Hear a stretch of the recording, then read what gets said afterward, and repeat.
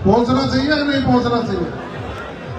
बोलिए जगदीश भगवान की।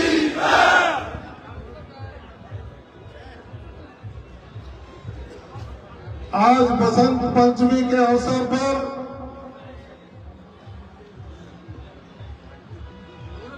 भगवान जगदीश जी के इस वार्षिक मेले में हमारे बीच में मौजूद आयकर विभाग की देश की सबसे बड़ी अधिकारी रही युग पुरुष कर्नल बैसला साहब की बेटी आदरणीय सुनीता बैसला जी,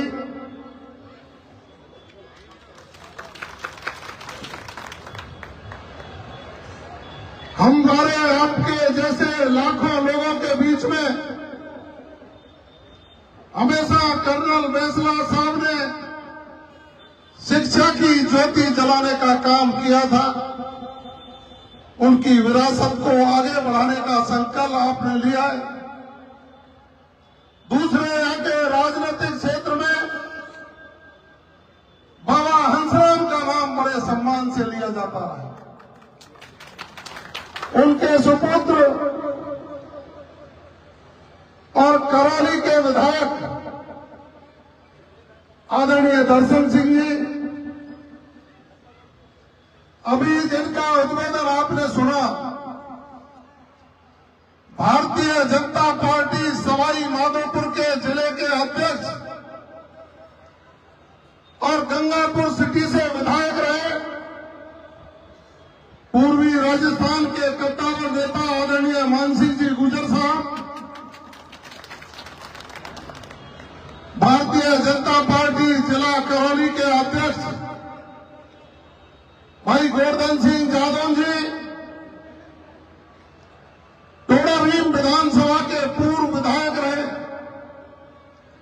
आदरणीय भक्तिलाल जी मीणा साहब, अब गुजर के हो गई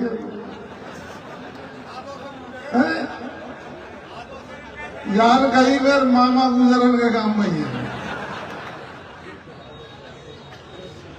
भारतीय जनता पार्टी के प्रदेश के नेता आदरणीय राजेंद्र मीणा जी, केदार जी गुर्जर साहब, जगदीश धाम मंदिर कमेटी के अध्यक्ष जी और सभी पदाधिकारी बंधुओं, आपके नादौती के प्रधान भाई बहादुर सिंह जी, हमारे नगर से भी प्रधानगढ़ आए, सरपंच महोदय आए, समाज के भी बहुत लोग यहाँ पधारे। वो नगर नहीं है, आपका कैमरी को कृष्ण गमन पथ में जोड़ने के बाद नगर को ब्रजनगर कर दिया गया।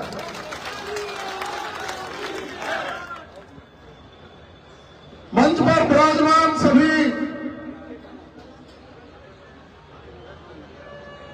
प्रमुख बंधुओं और मंच के समक्ष विराजमान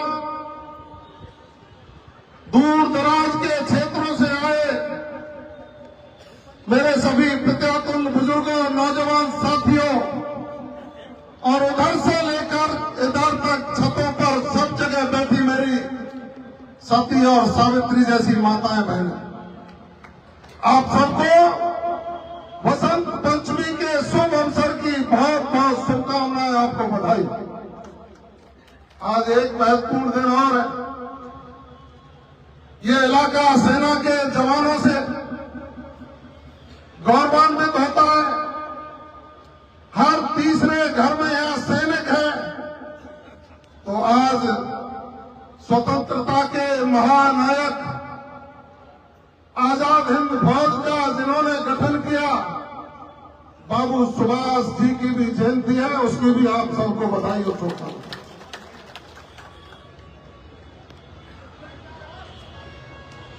ये मेले और धार्मिक आयोजन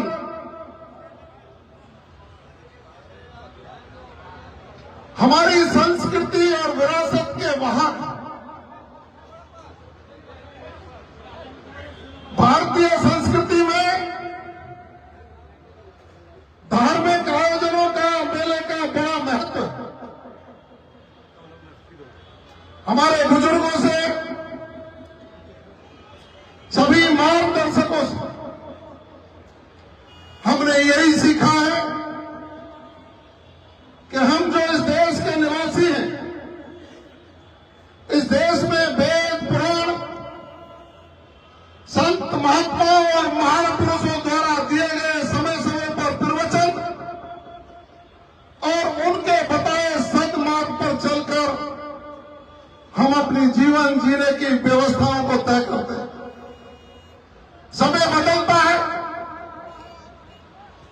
जो वैदिक काल था उस समय कुछ और था, उसके बाद परिस्थितियां बदलती गई और आज वर्तमान का युग है। इस वर्तमान के युग में चाहे कोई सरकारें हो, चाहे कोई समाज हो, आज विकसित समाज उसी को माना जाता है जो अपनी सांस्कृतिक धरोहर का संरक्षण कर, विरासत का संरक्षण पढ़ा लिखा करके अपने बच्चों को अपने पैरों पर खड़ा करने की व्यवस्था कर देता है, वही समाज मजबूत माना जाता है। तो मैं तो इस अवसर पर प्रणाम करूंगा कर्नल बैंसला साहब कि उनके संघर्ष के बाद सरकारों ने जो व्यवस्थाएं तय की, उन व्यवस्थाओं के बाद आरएएस, आरपीएस, सब इंस्पेक्टर, प्रथम ग्रेड, आईएएस में भी लोग सेलेक्ट हुए हैं। और आज जब रिजल्ट कभी आता है ना, तो आपके समाज के बेटे और बेटियां, उनकी गिनती करना बहुत बड़ा मुश्किल हो जाता है, बहुत लंबी फहरिस्त बनती है। इसका कहीं श्रेय जाता है तो समाज के प्रत्येक व्यक्ति को और कर्नल बैंसला साहब को जाता है। लेकिन उसके पद संगम पर चलकर ऐसे मेलों के आयोजन के अवसर पर हमको अपने सर्वांगीण विकास की परिकल्पना को आधार मानकर अपने जीवन की, अपने परिवार की, अपने क्षेत्र की विकास योजनाओं को लागू करने की आवश्यकता है। मैं तो धन्यवाद दूंगा प्रदेश के मुख्यमंत्री आदरणीय भजनलाल शर्मा साहब को। पिछली साल जब आपकी कमेटी के लोग वहां गए और उनसे कहा कि जगदीश भगवान के मेले में दर्शन करने के लिए आपको आना है, तो चूंकि वो गिरिराज जी के अनन्य भक्त हैं, तो मुख्यमंत्री जी ने कहा, मैंने नाम बहुत सुना है, या तो मंदिर केमरी धाम में है और या मंदिर उड़ीसा में जगन्नाथ जी में। इन दोनों मंदिरों के दर्शन करने के बाद व्यक्ति को नई ऊर्जा, सामर्थ्य और उसको सदमार्ग पर चलने की प्रेरणा मिलती है। यहां आकर माननीय मुख्यमंत्री जी ने जो कीर्तिमान स्थापित किया, आप सबकी मांग के अनुरूप कैमरी को कृष्ण गमन पथ में जोड़ने का काम किया। क्या है कृष्ण गमन पथ, पता है क्या आपको? कृष्ण गमन पथ वो रास्ता बनेगा, भगवान श्री कृष्ण मथुरा से पैदल चलकर, और जब संदीपन गुरु के आश्रम में अध्ययन करने के लिए गए थे, ज्यादा वहां रुके, ज्यादा उन्होंने लीलाएं की, उन स्थानों का विकास राजस्थान की सरकार कर रही है, जिसमें कैमरी एक स्थान है। उसकी डीपीआर बन गई। आपकी कमेटी के लोगों को 3-4 बार बुलाकर इनसे सुझाव लिए गए कि आखिर इसमें क्या होना चाहिए। तो आपने कहा मंदिर का विकास हो, खेल मैदान बने, मेला क्षेत्र का भी विकास हो, जो यात्री आते हैं उनके रुकने की व्यवस्था हो, स्वच्छ साफ सड़कें हों। मैंने फिर इनसे ये कहा, विरासत का संरक्षण करना है, बुजुर्गों को मत भूलो। जो 5 बड़े बूढ़े पानौरी से आए थे ना, उनकी मूर्तियां भी लगवाकर उनका पैनोरमा बनवाने का भी काम। पानी से निकास कैमरी के 12 गांव बसे। आपने पूरे इतिहास को खंगाला, पीछे तक के इतिहास को खंगाल कर एक किताब में लिपिबद्ध करने का काम किया। निश्चित रूप से कैमरी पर्यटन के नक्शे पे आए, इसके लिए राजस्थान की सरकार और आपका बेटा जवाहर सिंह मेनन और ये पूरी कमेटी एड़ी से चोटी तक का जोर लगा करके उसको धरातल पर काम को चालू करवाने का काम। आपकी पीएससी से सीएससी और सीएससी के लिए बजट, आवासीय विद्यालय, पशु चिकित्सालय, और आपने मेरे को कहा था पिछली बार कि साहब एक बड़ी सड़क या गांव को मिल जाए, तो मुझे भी महसूस हुआ। मैं जब रथ के पीछे पीछे मंदिर से जीप में चढ़ा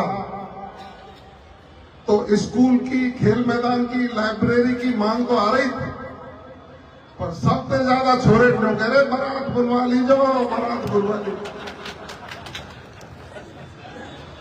इसका मतलब यहां अच्छी सड़कें होती पहले से ही तो लोग भगवत के आते। वैसे यहां आने वाली हमारी माताएं बहनें इस इलाके में जो आ जाती है वो जाने का नाम नहीं लेती, खुश हैं, प्रसन्न हैं, प्रसन्न से रहकर इस इलाके का नाम रोशन करने में लगी हुई। लेकिन देश में माननीय नरेंद्र मोदी जी की सरकार है और प्रदेश में आदरणीय भजनलाल शर्मा जी की सरकार है, और प्रदेश की सरकार में आपके नुमाइंदे के रूप में आपका बेटा, भाई, आपका रिश्तेदार होने के नाते मैं उसमें भागीदार हूं जिसमें आप सबकी हिस्सेदारी है। तो हमको सरकारी योजनाओं का लाभ लेकर के अंतिम पंक्ति में बैठे व्यक्ति को समृद्ध करने की संकल्पना को पूरा करने के लिए भी कार्य योजना तैयार करनी चाहिए। हमें कमेटी के लोगों को भी और अलग 11 आदमियों की कमेटी बन जाए कि हमें कैमरी के क्षेत्र में एजुकेशनल इंस्टीट्यूट की कहाँ आवश्यकता है, हमें शिक्षा को बढ़ाने के लिए और क्या करने की आवश्यकता है, हमारी बच्चियां पढ़ लिख करके हमारे परिवारों का नाम रोशन करें, उनके लिए और सुविधाएं कहाँ करने की आवश्यकता है, हमें सड़क कहाँ जोड़ने की आवश्यकता है, हमें हॉस्पिटल और कहाँ खोलने की आवश्यकता है। इसके लिए स्वतंत्र है, सरकार ने जिम्मेदारी दी है, तो सरकार ने एक झोपड़ी भी मुझे दे दी है, वो जवाहर मैडम की नहीं है, वो आप सबकी है। आइए ना, आइए, बैठिए। क्यों? कि कभी भी राजनीति एक समाज से नहीं होती, सभी समाजों के लोगों को साथ लेकर एकजुट बनकर अपनी विचारधारा के साथ जोड़कर जो व्यक्ति चलते हैं वो राजनीतिक योद्धा बनकर के सफलता की ओर बढ़ते हैं।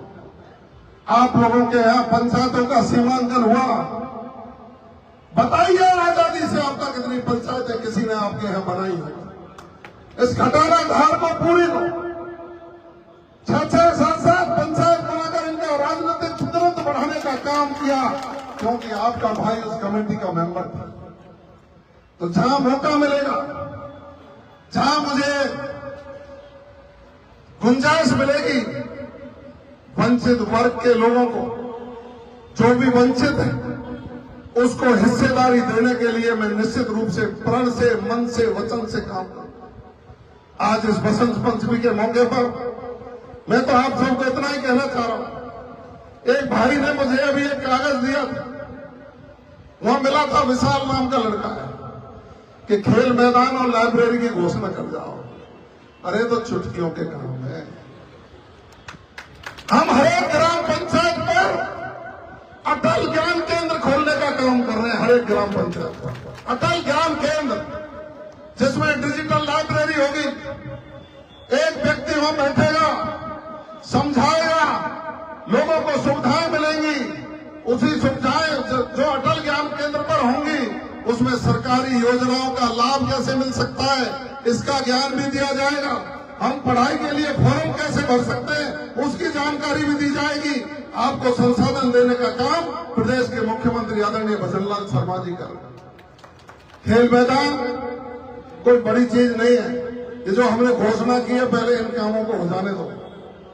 और अगली बार जब आएंगे ना तो आपके खेल मैदान की घोषणा ही नहीं, इसको बनवाई देंगे, कोई बड़ी बात नहीं। तो मेरा जो कहना है, आप लोग तो एकजुटता से सर्व समाज के लोगों का मान सम्मान करते हुए अपने सिद्धांतों पर अड़िग रहकर अपनी संतानों को संस्कारवान बनाने का काम करें। मैं मान सिंह जी की बात को आगे बढ़ा रहा हूं। अभी हम जब रोड से आ रहे थे ना, तो ये जो जितनी भीड़ है ना, या कि 10% एक दुकान पर खड़ी, समझ गए ना आप? इस भीड़ की 10% भीड़ एक दुकान पर खड़ी थी। अरे इनको सदमार्ग पर लाइए। मैं युवा साथियों को भी आग्रह करना चाहूंगा, इन माता पिताओं ने बहुत सपने देखे कि हमारा बेटा पढ़ लिख कर अधिकारी बनेगा, अफसर बनेगा। वो मां जो खुद गीले में सोई, तुमको सूखे में सुलाया। वो बाप जो 2 वक्त की रोटी ना खा करके 1 वक्त की रोटी खाकर आपको जयपुर दिल्ली पढ़ाने के लिए भेजता है, ये सपना देखता है कि मेरा बेटा कुछ बन करके आएगा। इनके सपनों को साकार करने के लिए आपको जगदीश भगवान के मंदिर में आकर के संकल्प लेना चाहिए कि ऐसी चीजों से तिलांजलि देंगे जो गांव गांव खुल करके दुकानें युवा पीढ़ी को दिग्भ्रमित करने का काम। आपको संकल्प लेना चाहिए कि हमारे जो भी महापुरुष थे, उन महापुरुषों की बात को आगे बढ़ाने का काम करेंगे। सरदार पटेल ने जब देश की रियासतों को एक कर दिया, मां पन्ना भाई ने अपने बेटे को न्यौछावर करके यहाँ की विरासत को बचाने का काम किया। त्याग और बलिदान की प्रतिमूर्ति मां पन्ना भाई, ऐसे लोगों का अनुसरण करके हमको और आपको संकल्प लेकर के आगे बढ़ने की आवश्यकता है। आज लाठी का जमाना नहीं है, आज कलम का जमाना है। और कलम का जमाना है तो पढ़ लिख कर माँ बाप के सपनों को साकार करने का काम करिए। देश के माननीय प्रधानमंत्री मोदी जी और प्रदेश के मुख्यमंत्री आदरणीय भजनलाल शर्मा जी और आपका बेटा जवाहर सिंह बेगम और राजस्थान की सरकार आपके हर सपने को पूरा करने का काम करेगी। धन्यवाद। जय हिंद, जय भारत, राम राम साहब।